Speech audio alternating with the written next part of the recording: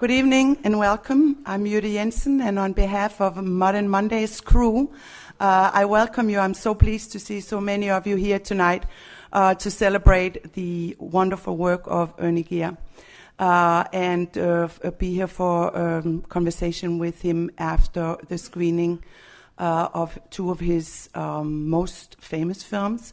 But some of you might not have seen Serene Velocity blown up in the most beautiful 35mm print by MoMA. So thanks to the National Film Preservation Fund and MoMA. It's quite something. As many of you know, Ernie works in 16mm, 8mm, and now on digital.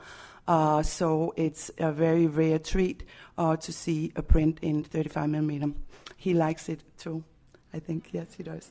And after Serene Velocity, we're going to screen Sidewalk Shuttle. And after that, we are going to have a conversation with Ernie. And then I was thinking that maybe if we can sort of keep you all together, we're going to take a little walk and have Ernie and the co-curator of Panoramas, the exhibition which is outside and downstairs, which is DVD projection, 5 screens, the panoramas of the moving image, and ephemera, which is beautifully put up on the walls. It is the actual ephemeral that is used in the Magic Lantern slide projection, which is downstairs. And Ron Magliosi and assisted by Jenny He from our department have found, together with the museum's exhibition crew, a wonderful, I think, very modern way of exhibiting this material, so it does not in any way, shape, or form become nostalgic or precious, but exactly brings out the qualities that are very modern and which Ernie, in the installation, in the panoramas, underlines with his usual considered and very tight framing and rhythms of the installation. And to have Ron and Ernie give you a personal tour, I think, would be a fitting way of concluding this evening, which is in many ways typical Modern Monday, because it is a Modern Monday that has its roots in an exhibition which is ongoing, and that's what some of the Modern Mondays are going to be. Others are going to be alone standing exhibitions with filmmakers, video makers. Ernie is a filmmaker that we here at MoMA have exhibited since the 60s. He probably was one of the first Cineprobe artists, and some of you might have seen his work in Cineprobe, which is one of the origins of Modern Mondays. And I should say that Modern Mondays is this new idea put together or envisioned by our new chief curator, Raj Roy, who's standing in the back there. Thank you, Raj. It is the idea of having people come every Monday to MoMA, and you should expect the unexpected. But you should also expect to see beautiful art and to have a conversation with the artist, to ask the questions you always wanted to ask. I didn't understand that, or what was that? I didn't get it. Or if you got it, asked more insightful questions. You can be either one of those audience members. It's all welcome. And I just wanted to thank our media sponsor, this is Art Forum. It's very important for us to have a media sponsor and get this new concept out in the world. And I also want to ask thank the Contemporary Arts Council, who's supporting this new series put together by the curatorial staffs of the media department, Klaus Biesenbach and Barbara London, and the Department of Film, Larry Kardish, Raj Roy, Sally Berger, Josh Siegel, and myself. So welcome, and a very, very special welcome to Ernie, whose work we have collected since the 70s, and these are two our prized possessions. Please, Ernie, do you want to come and say hello?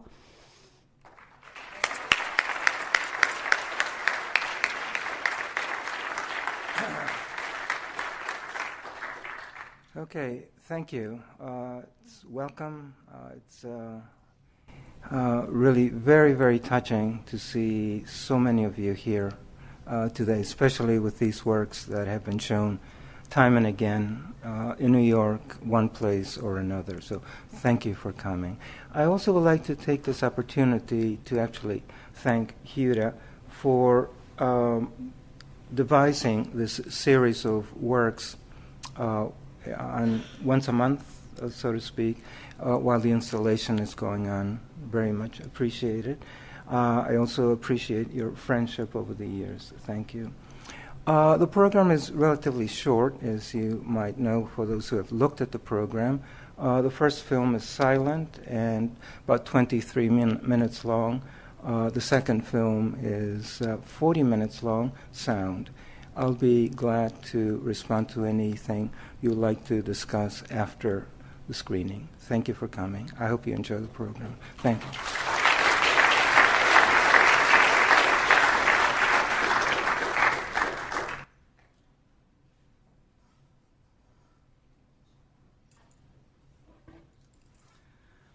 We have some microphones here if you'd like to ask questions of Ernie. He's about to go over and have a big retrospective at the Tate, so ask him all the questions you want now.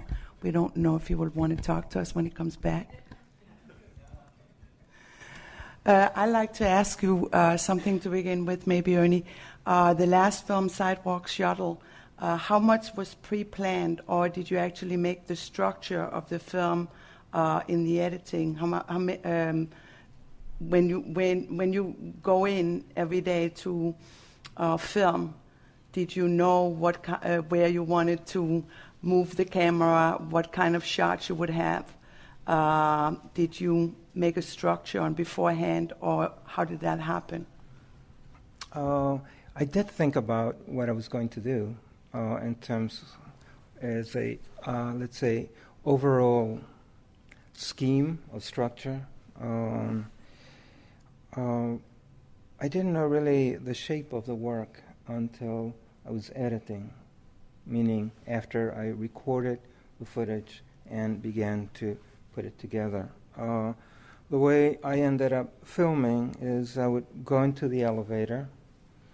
It's the elevator of the Fairmont Hotel in San Francisco, and just look at the view that I had, and subsequently take notes, little diagrams as to the composition and the angle that I wanted to work with.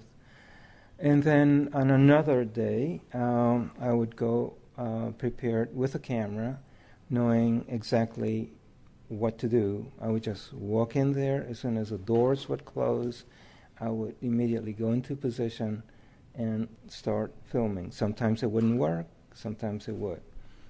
So there was some pre-planning, but once I walked into, I had to stick to what I wanted. I couldn't change my mind, because that meant that shot would look kind of funny. Mm-hmm. Yeah. So, would that respond to the question? Yeah. Okay. I have two questions about your first piece. First off, how did you solve the problem of the fluorescent lights and flicker? I don't know exactly when Kino flows were invented, but I don't know if you replaced the lighting system in that hallway, or exactly how you went about that. That's something I'd be interested to know. And were a lot of the visual effects done in camera or in the editing process, if you did actually edit? It was very smooth and difficult to tell, which is a compliment. Thank you. This is in regards to Serene Velocity, the corridor piece. I'm sorry to say I'm a little bit amused by your observations. Okay, I'll tell you why it's a little bit amusing to me, but in a minute. First of all, the flicker, I didn't do anything. I accepted whatever, flicker would happen. And there was no way of determining it. And I actually like it, especially at the beginning, but also throughout the piece.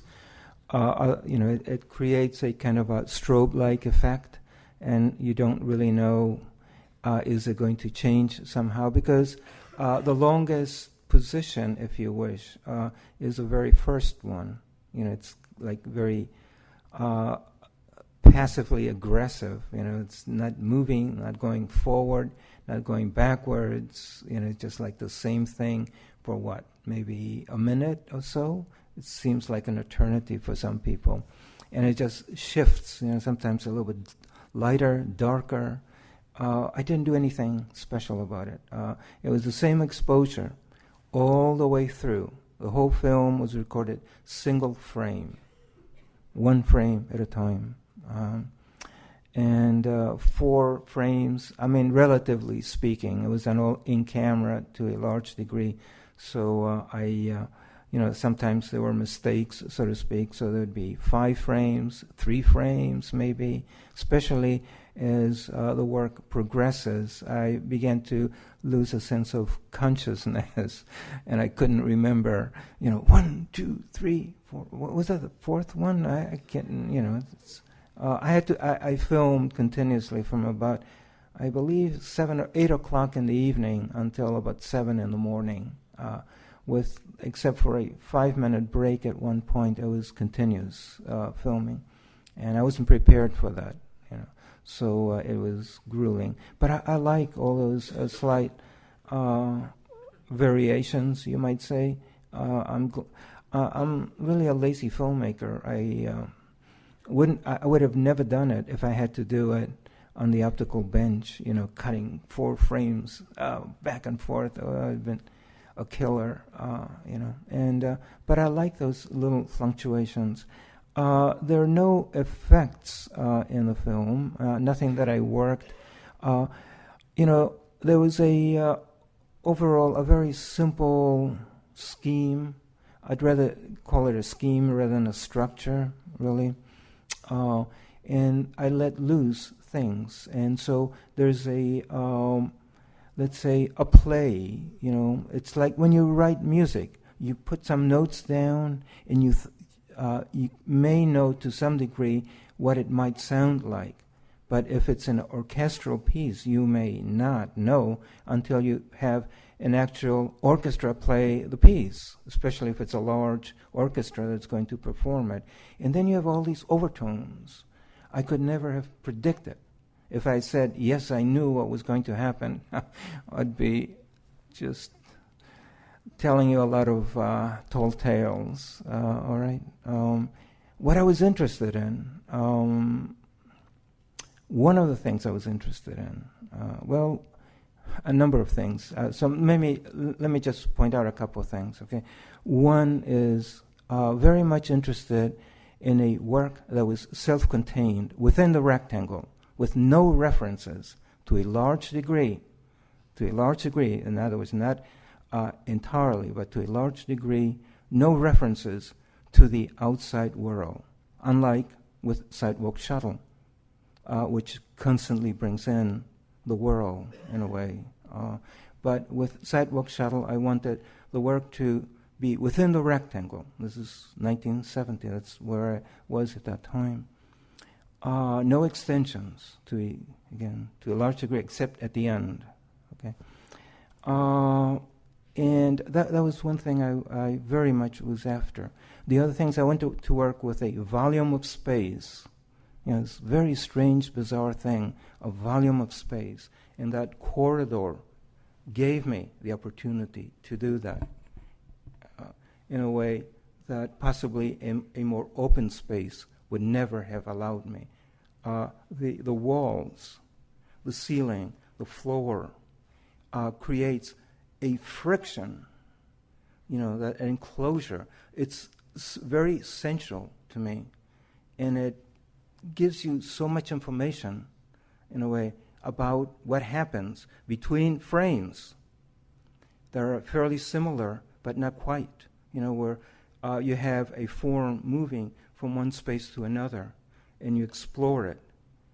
There are really many movies taking place within it, and many possibilities to reflect upon the character and the phenomena of a cinematic work, almost any cinematic work. If you give yourself to a visual exploration, okay, not necessarily just story or content, but just a visual exploration, a plastic exploration of that space on screen, meaning the two-dimensional plane. And that was another thing very much interested in. What was happening on the picture plane and what was happening in space. And the way I was seeing it even before I was working.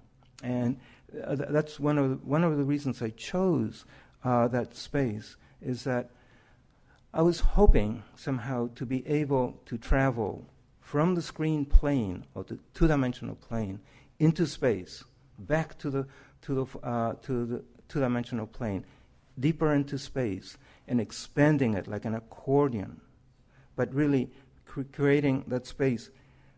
The more I affirmed the picture plane, the more I wanted to expand that illusion of space, the deep space. So from plane into space, back to the plane, something I learned from looking at paintings, like Cézanne's work, or Picasso's, or not just Picasso, but like Cubist work.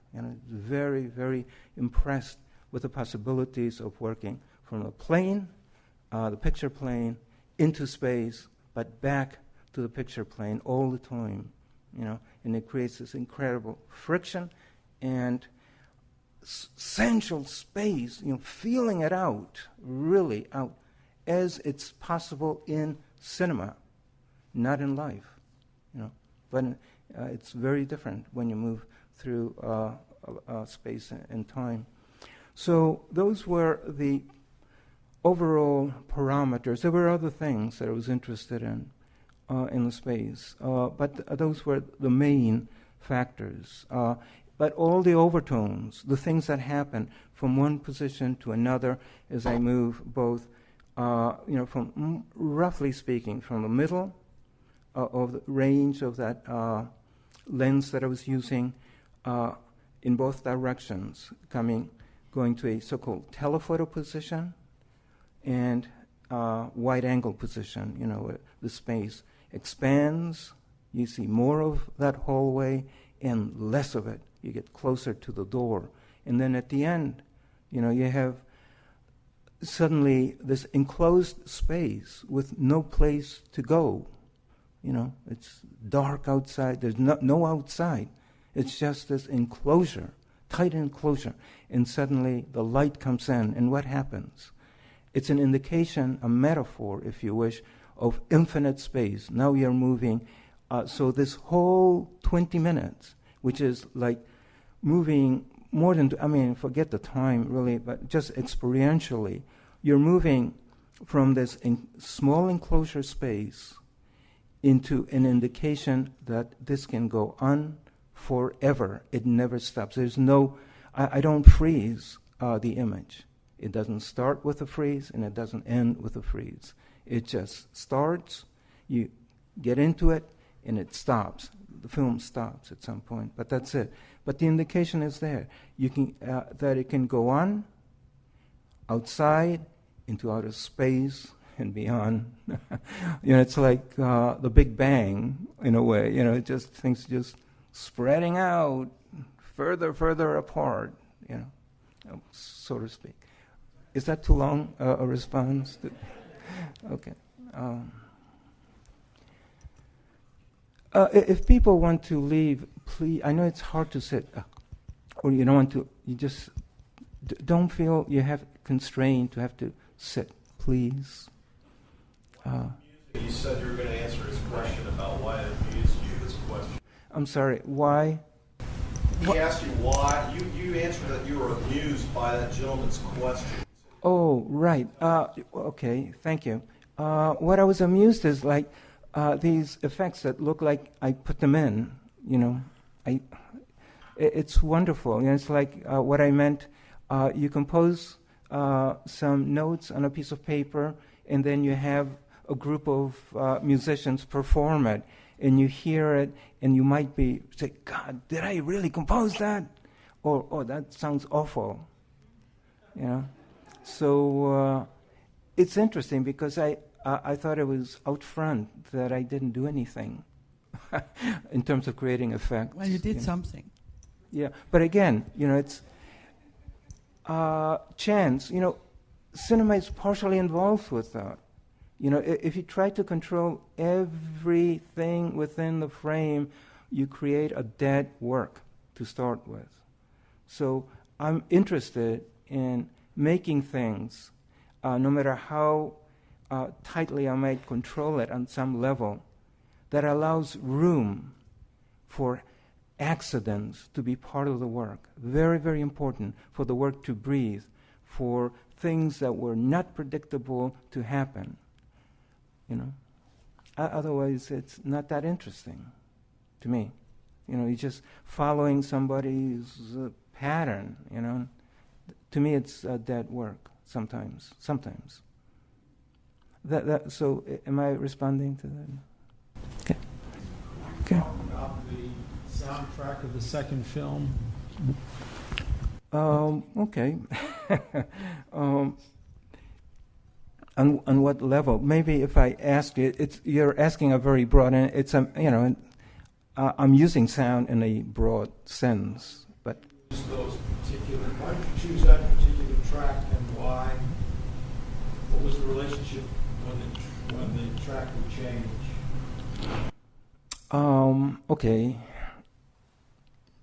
Let's see. One thing I was interested in is for the image and the sound never quite relating to each other.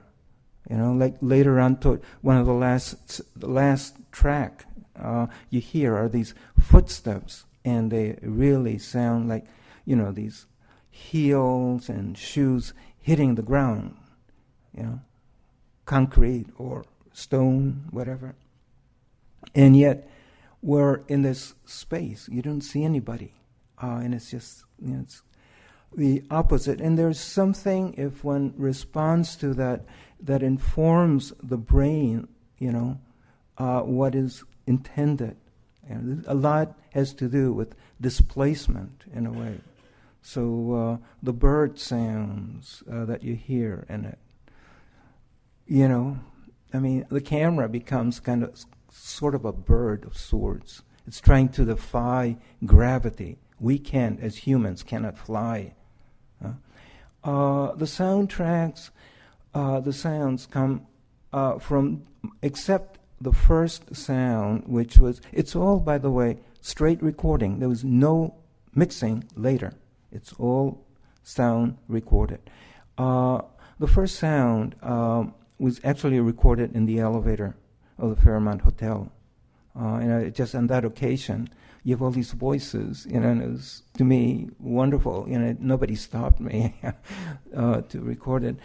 But all the other sounds were recorded earlier. Not for this film, but quite often when I would travel, often to other places, like to Europe, I would carry a small cassette tape recorder with me, since I didn't have the means to just record images. And I would record sounds. I would walk through the streets, and the microphone would be in my pocket, and I would just hold it and just walk through the streets. Nobody, you know, and that's where the sounds came from.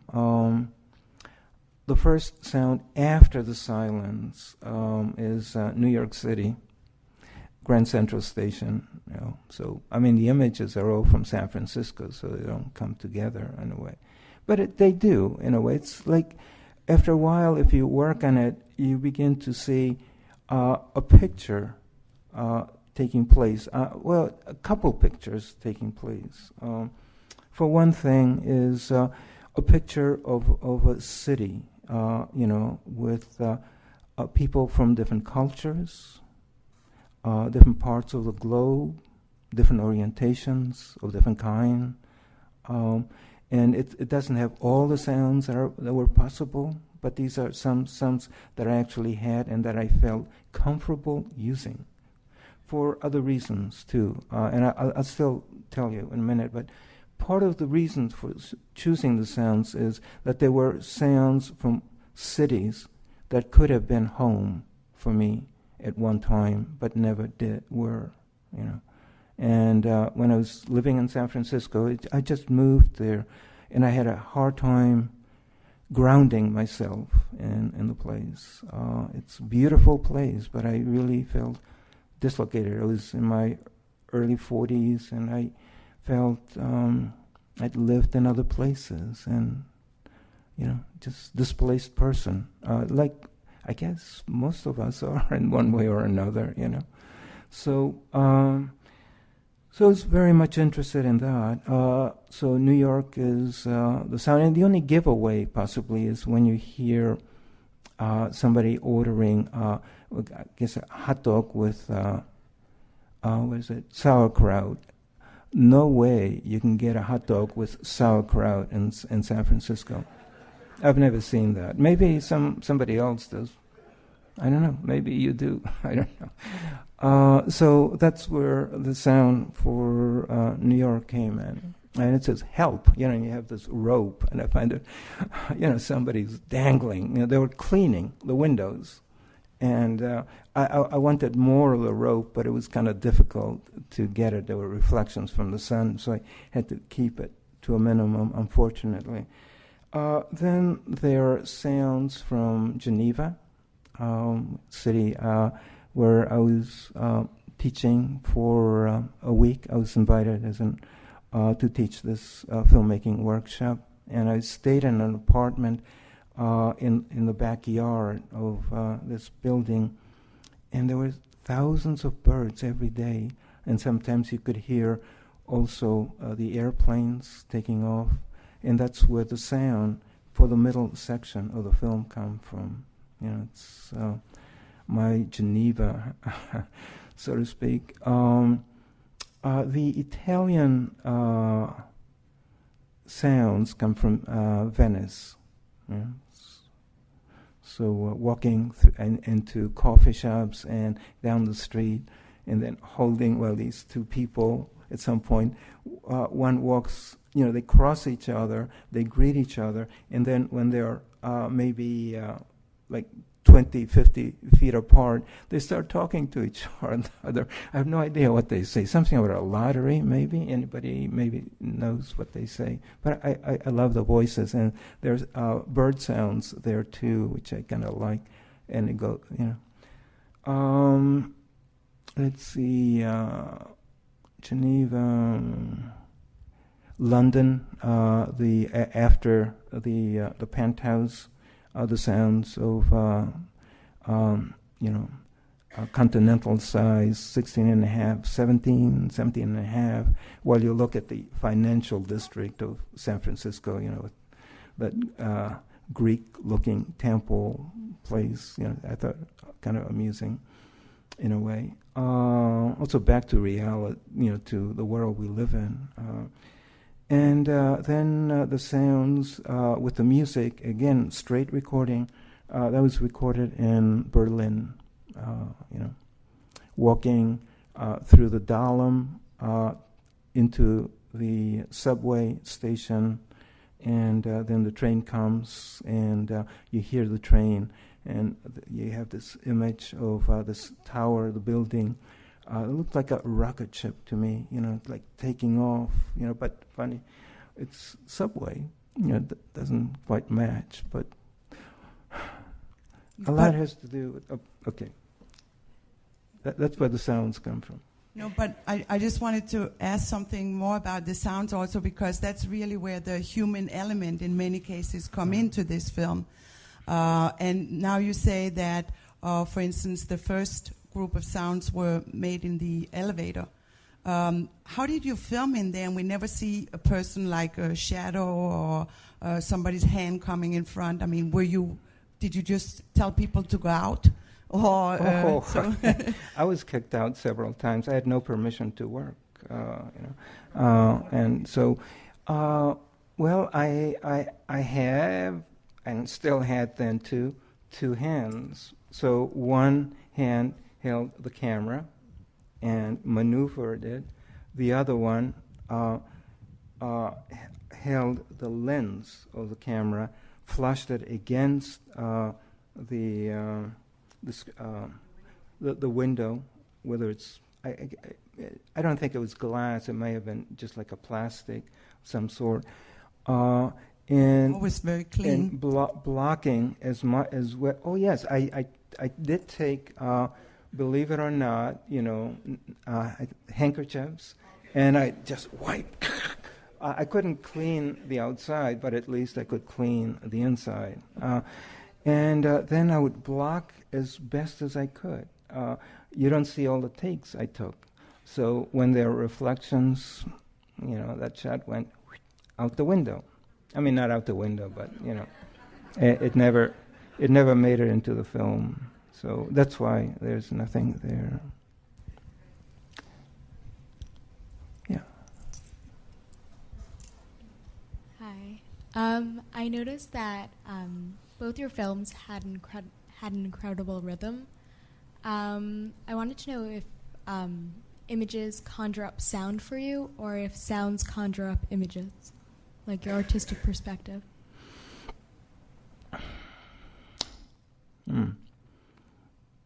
Well, it's it really, to a large degree, it really works to determine usually the way I will approach an image is usually determines whether I will use sound or not, even though I may not know specifically what kind of sound I may use. And that was true with Sidewalk Shuttle. I really didn't know what I was going to use for the soundtrack until until roughly, to my recollection, I mean, we're talking about 16 years, let's see,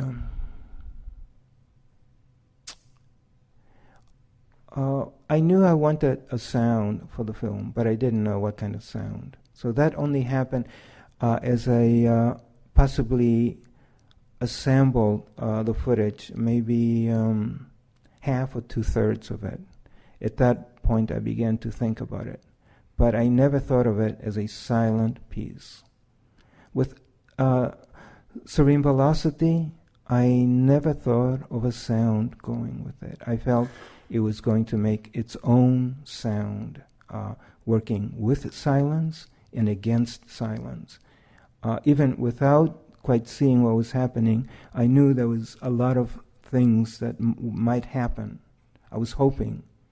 And this kind of, when you work rhythmically with very short shots, if you wish, and I do think of it as shots, okay, 4 frame long in this case, on the average. To add sound is ridiculous to me. For me, then one is at the service of the other one, and I occasionally I do work that way. But well, maybe I should pull it. Let me take that away. I'm not so certain, but I have to think about it. But how I record an image determines whether it's going to have sound, and usually I work that out in my head.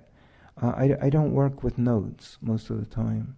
There are a few scribbles, here and there, but very few. Most of it I kind of like feel out in my head, and I know a certain work. It also depends on the scale of the piece and what it is that I'm after.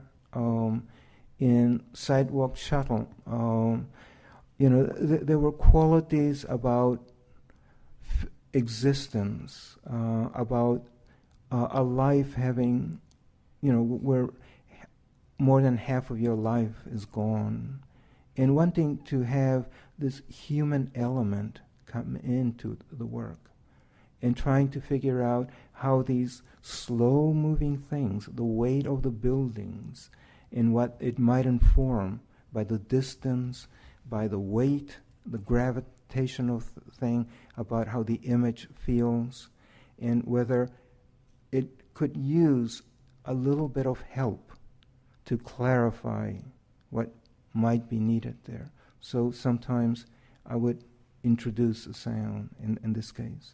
It really is a question of I could only deal with it from work to work. I can't give you an overall idea. But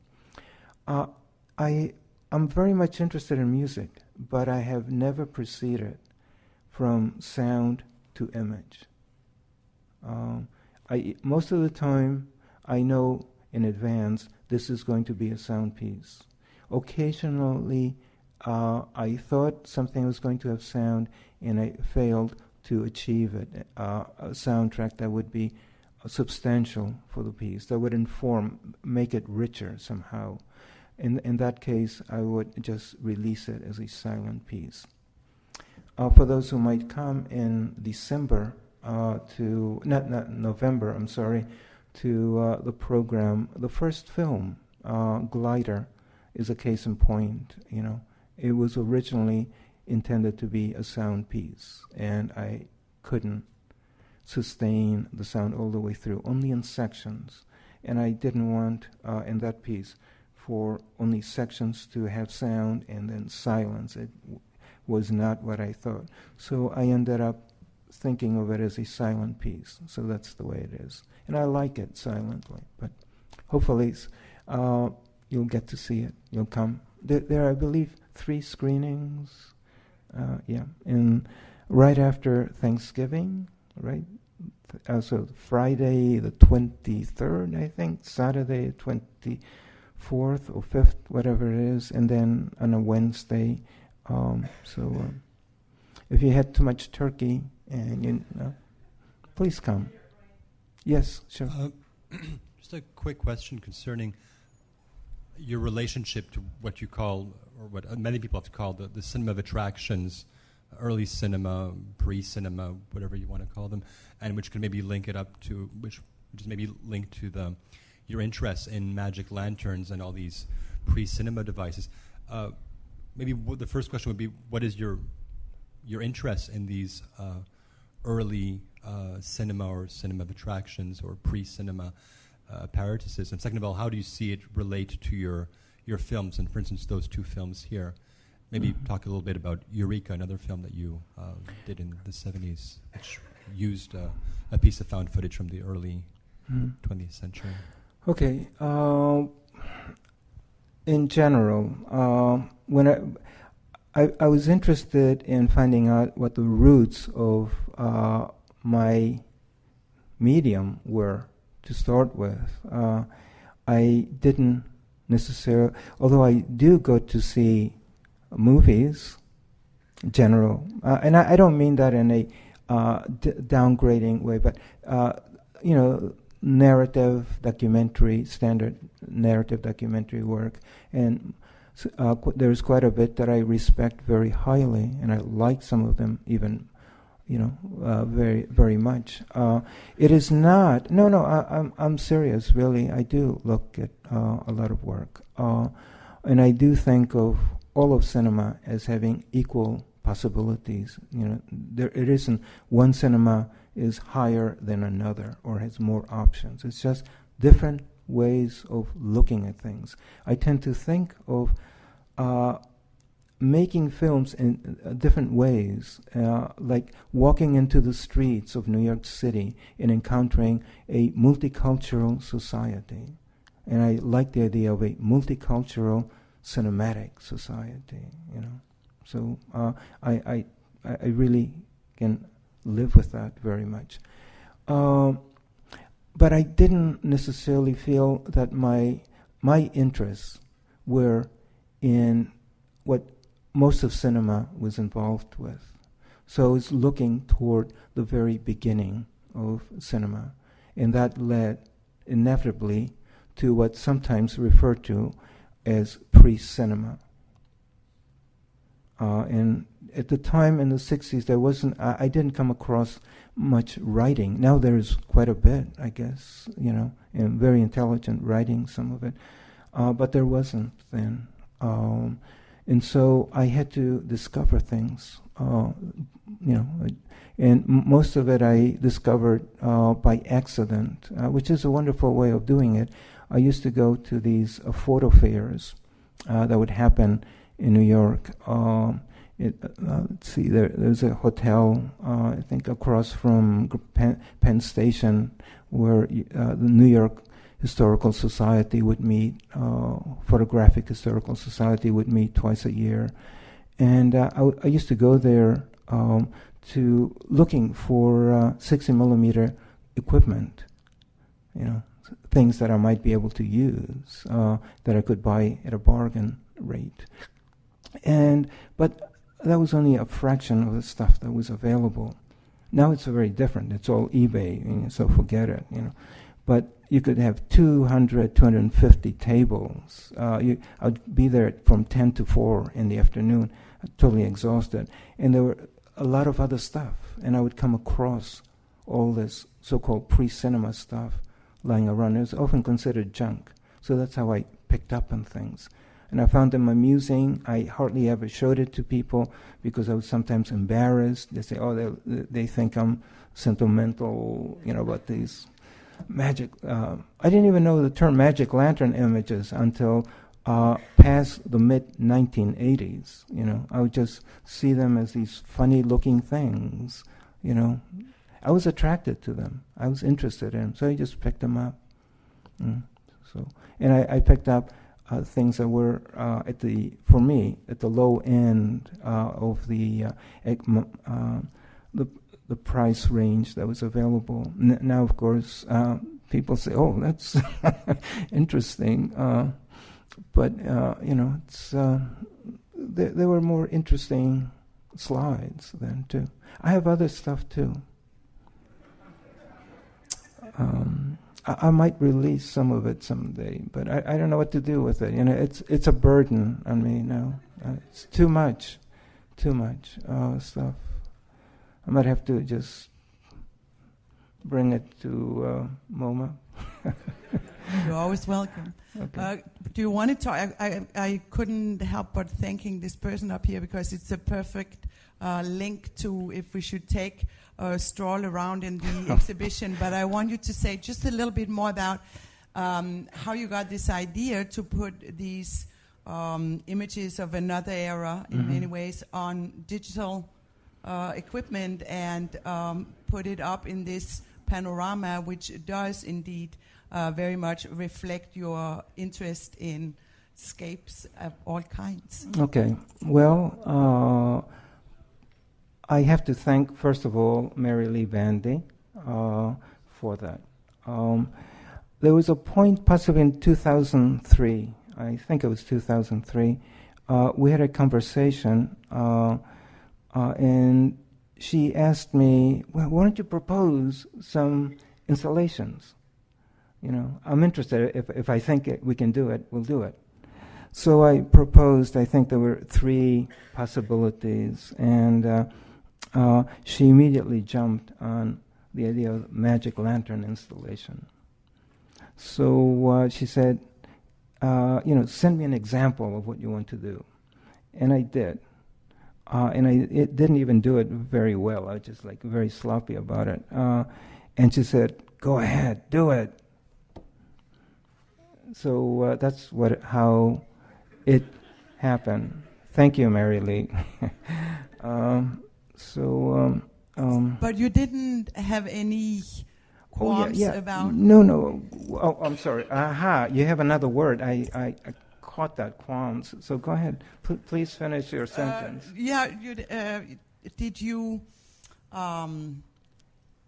Did you not worry about how it would be to experience a work of art using this kind of imagery and put it through a very modern medium and put it up as an installation?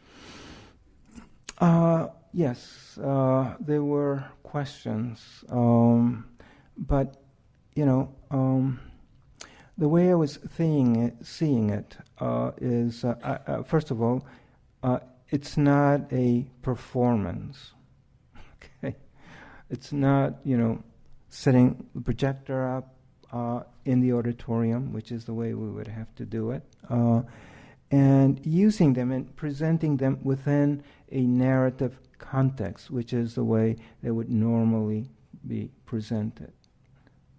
Ron is coming. Oh, okay. All right.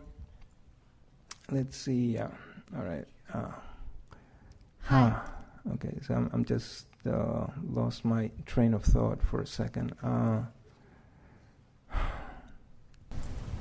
talking about projecting them rather than projecting them. Yeah. I was thinking of it as a virtual installation. Installation, a virtual exhibition. As I said in the notes, which I think are printed, is artifacts of another era. I didn't want to quite use them and make a so-called a piece in a way. I wanted the slides to have an existence of their own to some degree. Obviously, when you use anything, you are transforming it. You're taking it somewhere else. And I did have problems. I would have liked to have done it on film, for example, rather than on digital media. I don't have professional digital video equipment. I only have this little home consumer item, camcorder. So I had to live with the images not being as sharp. But even on film, for anybody who has seen good magic lantern images projected on a good projector, and that's also very important, the optics, the illumination of the projector are very important. But if you see them in pristine condition, I mean, they only have a sensualness on screen, almost a tactility that you can feel, but they have a life. They come.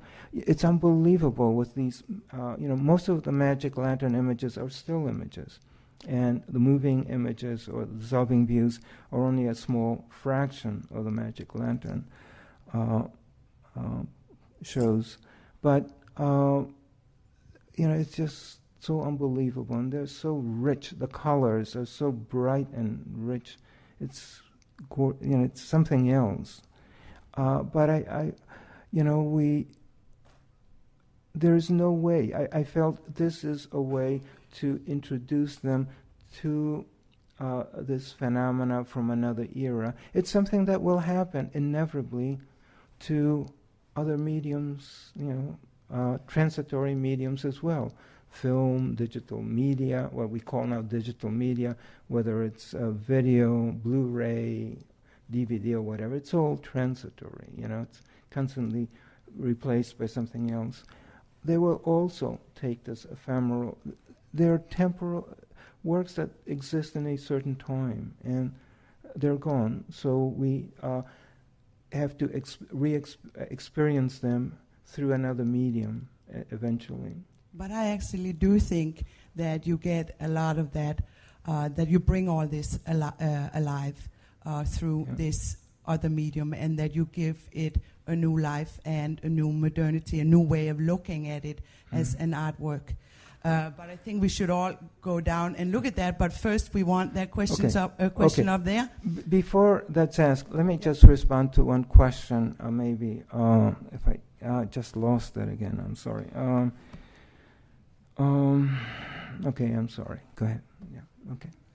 Hi, I was just wondering, to what extent did you discuss your work with people like Michael Snow, David Rimmer, because you were talking about time and space and the frame, and I couldn't help thinking about wavelength and La Région Centrale.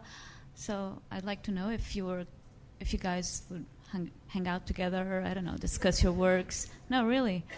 You read a book like Sydney's, and it's all very theoretical, and I would really like to know if you would talk about your works together and discuss these things, discuss film. I mean, David Rimmer, I believe I've never even met, so I know some of his work, but I never met him. Mike Snow, there was a period in, 60, I met him in, 67. And we were living 2 blocks apart. I saw Mike and Joyce Whelan, Mike Snow, Joyce Whelan. They were married at that time.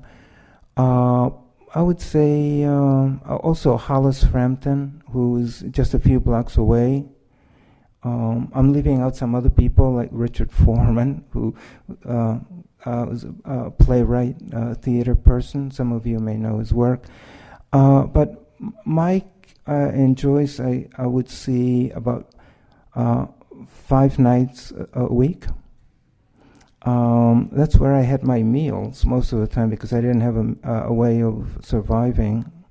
I didn't have that much money, and they were very close, dear friends of mine. So I saw them very frequently. We shared a lot of things. We watched our step, not to get into each other's work, but an example of how there was a point in which for the summer Mike and Joyce went back to Canada, so I didn't see them. There's no email. 1960s, forget it. There's no email, folks. Can you believe it? Very primitive era. People lived in caves, right? So after 3 months of not having any communication, in the fall, we got together and we went to Chinatown, and we were just going over lists of things that we were interested in. And ironically, both of us were reading the same book that summer. Lewis Carroll, I think Alice in Wonderland. And we made notes about the things that it was so amusing, you thought that was good. Yes, absolutely. So it was a wonderful time that we had. This all happened, actually, the best time we had together was before P. Adams actually wrote the article, because by the time it was published, we were moving apart, and not angry at each other, but Hollis went upstate New York to teach. He bought a farm upstate, and then he was teaching in, where was it? Buffalo. Mike and Joyce went back to Canada, and it was kind of a lonely place. And then, these articles began to appear.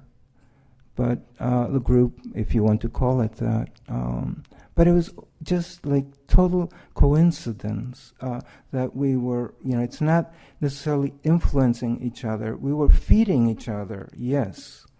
It's like if you think of, this sounds pretentious, but I have to use names right now. Braque and Picasso, how they worked on something that some other people called Cubism. Picasso said he never heard of Cubism or something like that. So we didn't put a name to what we were doing, but by pure coincidence, we just were.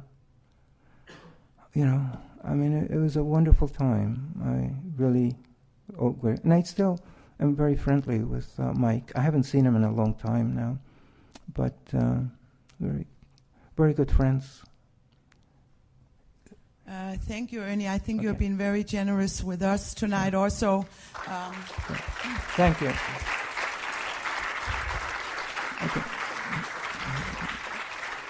Thank you for staying that long,